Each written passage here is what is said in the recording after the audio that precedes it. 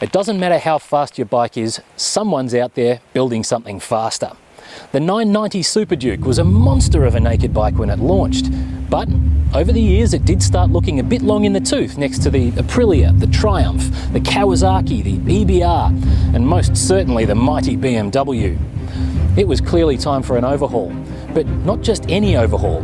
If the Super Duke was no longer super enough to send lumps of gooey fear down the trouser legs of the motorcycling public, well, KTM was going to have to unleash something superer, a super duper Duke. A beast.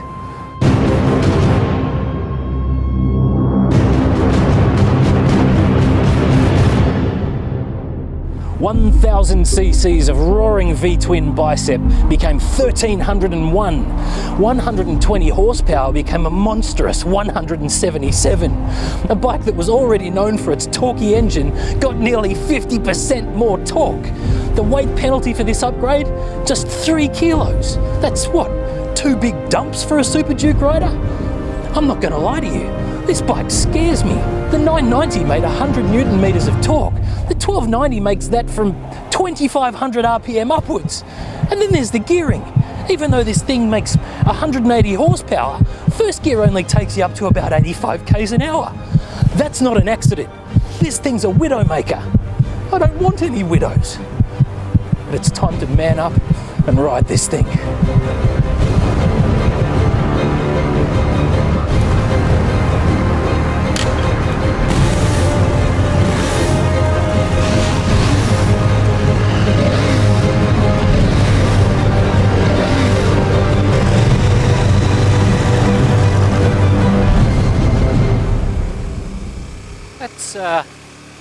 That's actually not too bad. It's not too bad at all. I'm in sport mode here. But the throttle's not nearly as twitchy and aggressive as the one on the S1000R. In fact, this one almost feels a little bit encouraging. Wonder what happens when you open it up a bit. Whoa! Oh my god, it feels like there's enough torque underneath me to spin the earth backwards if I drop my wrist far enough. That is insane! Oh my god! But you know what? It's never a surprise. You only get exactly what you ask for. And it doesn't matter how much you ask for, because there's always more. That is a hell of a magic trick. Bravo, KTM. The brakes, on the other hand, now those are vicious. In fact, it almost feels like you can stop harder than you can go on this thing. And that's really saying something. Oh. Mind you, there's ABS on them anyway, so it's going to be pretty hard to stuff that up. There's also traction control, but seeing as the throttle's so perfectly mapped, I've just been turning it off every time I start the bike. Why? Because unlike the BMW, this thing was born to wheelie. Can't show you, get me arrested. But take it from me, it's hard to keep the front wheel down in first, second and third.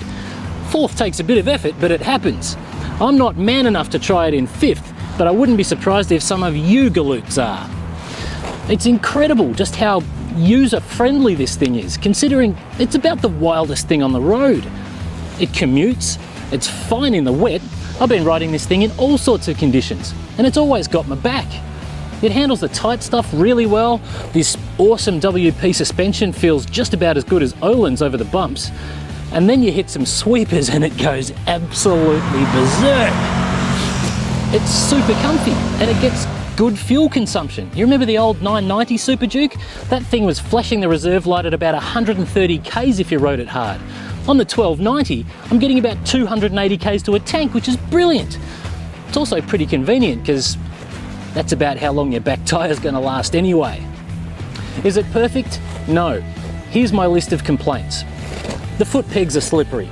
The gear lever jigger, way too short to get your boot underneath. The stock suspension settings need more damping, and while there's a hand adjuster knob on each of the forks, you need tools to do the back. I don't know why you'd use a a gorgeous single-sided swing arm and then stick a big fugly exhaust in front of it. You can't adjust the preload on the forks. And I don't like the menu system. It feels a bit, I don't know, coin operated or something. And here's my biggest issue. There's no dedicated traction control button, and you can't switch it off on the fly.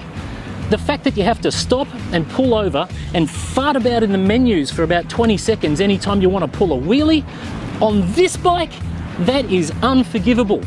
And the price tag, well, I don't know. It's a lot of money, but then this bike can do things that I've simply never experienced before, like fourth gear wheelies.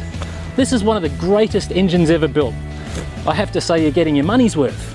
Put it this way, you step off this bike and pretty much anything else is going to feel slow. The fact that it performs like an absolute beast, well, that's kind of what I was expecting. But the fact that it's so easy to ride, that's what really got me.